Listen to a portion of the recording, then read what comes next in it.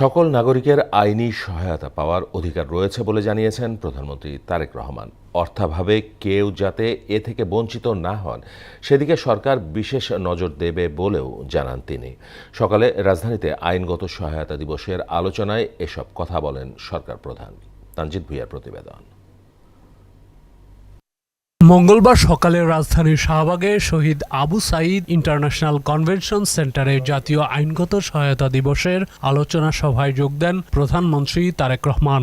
এবারের প্রতিপাদ্য সরকারি খরচে বিরোধ শেষ, সবার আগে বাংলাদেশ। এ সময় প্রধানমন্ত্রী তারেক রহমানের জেল জীবনের কথা উল্লেখ করে ভবিষ্যতে স্বচ্ছভাবে আইনি সহায়তা দেওয়ার কথা জানান আইনমন্ত্রী। 30 থেকে 35% মানুষ তারা জানেই না কেন তারা কারাগারে আটক আছেন।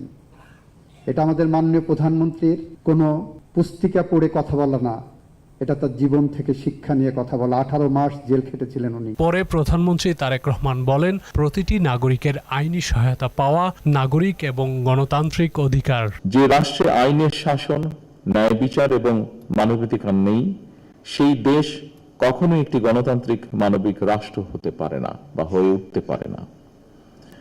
দীর্ঘ 1.5 দশকেরও ফ্যাসিবাদী শাসনের অবসানের পর বাংলাদেশের জনগণ পুনরায় গণতন্ত্রের পথে হাঁটতে শুরু করেছে। রাজনৈতিক প্রতিহিংসার শিকার হয়ে নিজেও কারাবরণ করতে হয়েছিল জানিয়ে ন্যায় বিচার থেকে বঞ্চিত হওয়া গণতান্ত্রিক রাষ্ট্রে কোনোভাবেই কাম্য নয়। রাষ্ট্রের কোনো নাগরিক অর্থের অভাবে আইনের আশ্রয় কিংবা ন্যায্য বিচার থেকে বঞ্চিত থাকবে, এটি একটি গণতান্ত্রিক রাষ্ট্রে কোনোভাবেই কাম্য বা প্রত্যাশিত নয়। রাজনৈতিক প্রতিহিংসার শিকার হয়ে আমাকেও দীর্ঘদিন কারাগারে থাকতে হয়েছে। শহীদ প্রেসিডেন্ট জিয়াউর রহমান বিচার বিভাগের স্বাধীনতা ফিরিয়ে দিয়েছিলেন উল্লেখ করে আইনের শাসন, ন্যায় বিচার এবং মানবাধিকার না থাকলে রাষ্ট্র মানবিক হয়ে উঠতে পারে না বলেও মন্তব্য করেন তিনি।